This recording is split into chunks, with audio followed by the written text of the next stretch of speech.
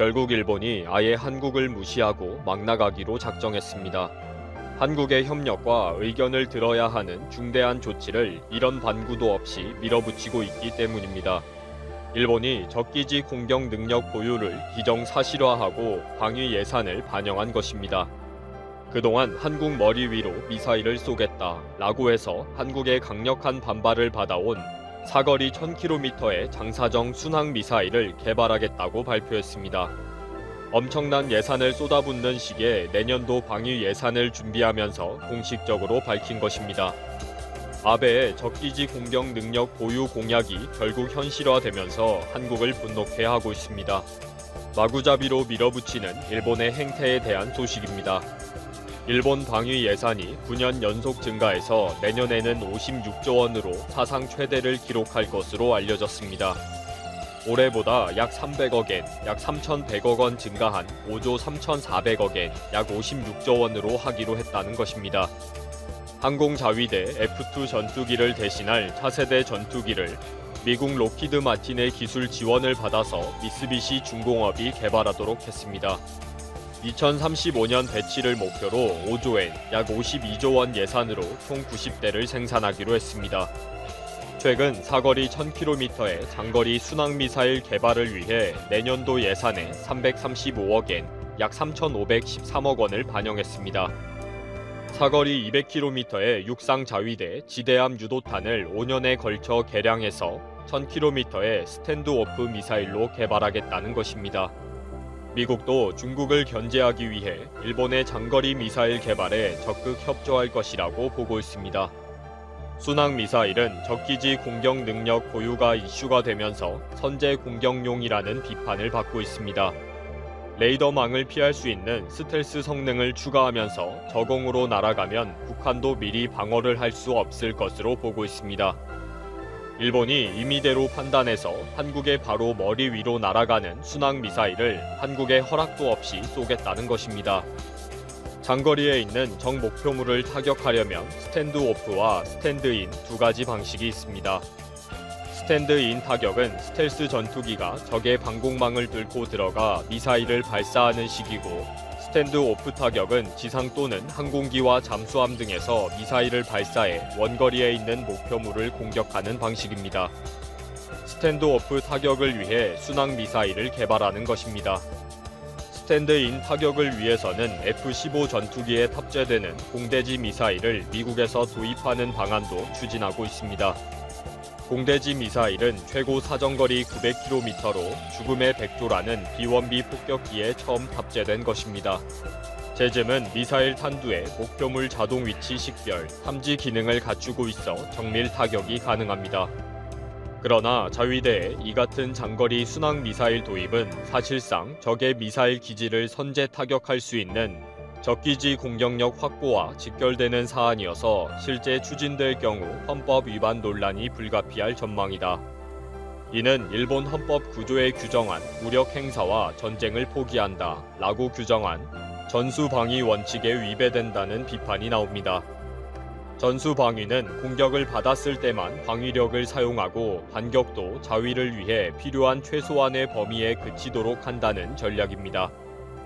미일 방위 조약에도 일본은 방위 의무를 진다 라고 규정되어 있기 때문에 그동안 일본은 방어가 아닌 공격 목적의 무기를 보유하거나 운영할 수가 없었습니다. 아베는 그동안 다른 방어 수단이 없다고 인정되는 경우에는 적기지 공격 능력도 헌법이 인정하는 자위의 범위에 들어간다 라고 주장했습니다. 이런 일본 정부의 결정에 대해 언론과 야당에서도 강력한 비판이 이어지고 있습니다. 도쿄신문은 타국의 영역을 대상으로 적기지 공격 능력 보유는 사실상 일본의 군사 재무장을 촉진하는 위험한 결정이다 라고 강력하게 비판하고 있습니다.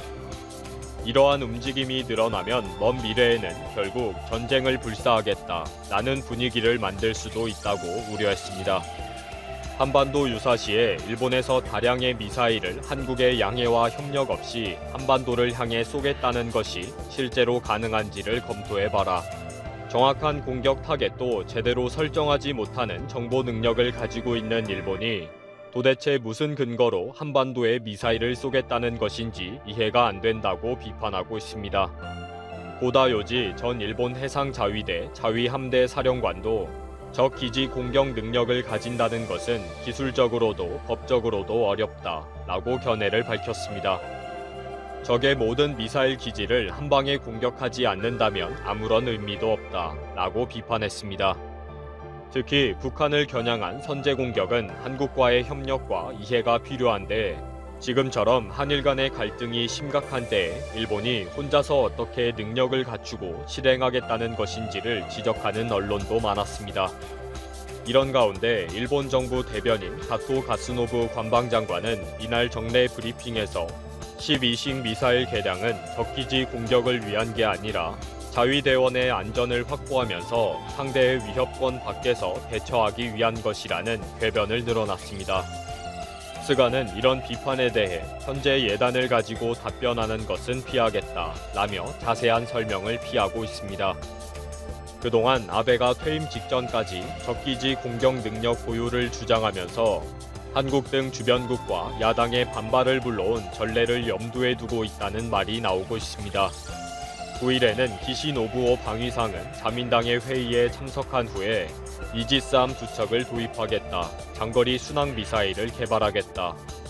그러나 적기지 공격을 목적으로 하는 것은 아니다 라며 횡설수설하는 답변을 했습니다. 일본 정부 대변인인 가토 가스노부 관방장관도 미사일 억지 정책이다 라는 표현을 사용하면서 앞으로 적기지 공격 능력 보유 대신 억지력 강화라는 표현을 쓸 방침으로 알려졌습니다. 한국은 이미 수차에 걸쳐서 한반도 유사시의 대응은 한미 동맹이 중심이 되어 실시해야 한다. 한반도에서의 군사 행동은 대한민국만이 결정할 수 있으며 모두 대한민국의 동의 없이 군사 행동을 결정할 수 없다 라는 것이 양보할 수 없는 분명한 입장이라고 밝혔습니다. 한국과의 갈등을 계기로 아예 한국을 무시하고 막 나가겠다고 하는 일본이 어디까지 가려고 하는지 궁금해지네요. 아베와 스가, 보노와 같은 인물들이 순항 미사일 버튼을 만지작거리고 있는 판이니 그 끝이 어떻게 될지 눈에 보입니다. 결국 갈 때까지 가서야 스스로 자폭하고 말 것이 분명한데 말입니다. 도쿄 하치오지시에 사는 시도 마사노부 씨는 한동안 준비했던 새집 마련을 올 하반기 이후로 연기했다. 마음에 드는 후보가 없다거나 자금 마련에 어려움이 있어서가 아니다. 직장과 가깝고 최근 수년 새 이른바 타오만이 많이 들어선 도쿄만 인근 지역에서 마음에 드는 단지도 찾았다. 시도스가 마지막 단계에서 내 집 마련을 주저하게 된 것은 도쿄 올림픽 이후 집값이 떨어질 것 같다는 불안감 때문이다. 그는 올림픽이 끝나면 부동산 가격이 안정될 것이라는 전망도 많고 주변에서 말리는 사람도 많아서 일단 연기하기로 했다고 말했다. 올해 도쿄 올림픽과 패럴림픽은 오는 7월 24일 시작해 9월 6일까지 진행된다. 시도 씨의 고민은 새해를 시작하는 일본 사회 현주소를 보여준다. 도쿄에서 하계올림픽이 열리는 것은 지난 1964년에 이어 이번이 두 번째. 반세기 전 올림픽을 전후로 일본은 비약적인 경제 성장을 이뤘다. 아베 신조 이번 총리는 재집권 이후 잃어버린 20년의 고리를 끊겠다며 적극적으로 유치에 나서 2013년 9월 도쿄 올림픽 개최를 확정했다. 이를 지름해 시중에 막대한 자금을 풀어내는 양적완화와 함께 아베노믹스가 본격 추진됐다. 장기간에 걸친 양적완화 덕에 경기는 살아났지만 6년 이상 지속된 유동성 확대로 거품에 대한 불안도 커졌다. 여기에 올림픽 준비를 위해 진행됐던 건설 투자가 올 상반기 일단락된다는 점 등이 겹치면서 올림픽 이후 경기 하강설은 확대 재생산되고 있다.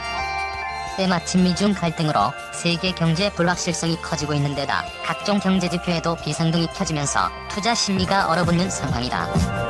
한동안 안정됐던 일본 내 정치 변동성이 커지고 있다는 점도 한몫했다. 아베 총리는 1년여간의 1차 집권기를 포함해 이미 역대 최장기간 재임 중이다. 장기 집권으로 인한 누수 현상이 곳곳에서 터져 나오고 있다. 최근 한 달 사이에만 정부 예산이 들어가는 벚꽃을 보는 모임 행사를 사유화했다는 논란에 이어 카지노 허가와 관련해 여당 의원이 중국 기업 뇌물을 받아 체포됐다. 수년째 끊이지 않는 스캔들로 인해 여론의 피로도 역시 높아질 대로 높아진 상황이다. 불안한 정세, 스캔들의 압에 입자 흔들. 여론조사에서는 각종 의혹에 대한 내각 설명을 믿을 수 없다는 답변이 70%를 넘어섰다. 현 내각을 지지하는 이유로 마땅한 대안이 없어서란 답변이 1위를 차지할 정도다. 언제라도 국면 전환을 위해 아베 총리가 중의원을 해산해도 이상하지 않은 상황이다. 그렇다고 해산 후 전국 편방에 대한 명확한 시나리오가 그려지는 것도 아니다. 아베 총리가 올림픽 이후 총리직에서 물러날 것이란 전망부터 자민당 총재를 한 번 더 연임해 2024년까지 권좌에 머물 것이란 예측까지 평론가 숫자만큼이나 다양한 전망이 넘쳐난다. 아베 총리가 어떤 결정을 내릴지 또 어떤 정국이 펼쳐질지는 미지수다. 다만 최근 수년간 일본 경제 성장을 뒷받침해온 안정된 일본 정치에 금이 가고 있는 현실은 지속될 공산이 크다. 또 올림픽이라는 대형 국가 이벤트를 앞둔 상황이라 대대적 변화보다는 현재와 같은 지지부진한 상황이 이어질 개연성이 높다. 그만큼 올림픽 이후 대대적 변화 가능성이 높다는 것이 일반적 관측이다. 정치와 경제 면에서 모두 불안 요인들이 정증하고 있는 셈이다. 일본 대표 경제주간지인 니케이 비즈니스에서는 2020년 대전환 올림픽 후 일어날 수 있는 14가지 이변이라는 타이틀로 올해 대대적 충격이 불가피하다는 우란 전망을 내놨다. 과거 사례를 볼 때 장기 정권 후에는 한명 정권이 이어졌다. 특히나 아베 정권은 사상 최장 기록을 갈아치울 정도로 오랜 기간 지속되면서 누적된 요인들이 올림픽이란 대형 이벤트 종료를 기폭제로 한꺼번에 터져 나올 수 있다. 새해 벽두부터 일본 정부에서는 반세기 만에 올림픽 성공 개최를 통해 과거의 일본을 되찾자며 대대적으로 홍보에 나서고 있다. 이를 보는 일본 국민의 역마득찮은 표정은 아베 총리의 2020년이 녹록지 않을 것임을 보여준다. 피난처 집은 훌륭해. 조록 나온 도쿄 올림픽 골판지 숙소. 2020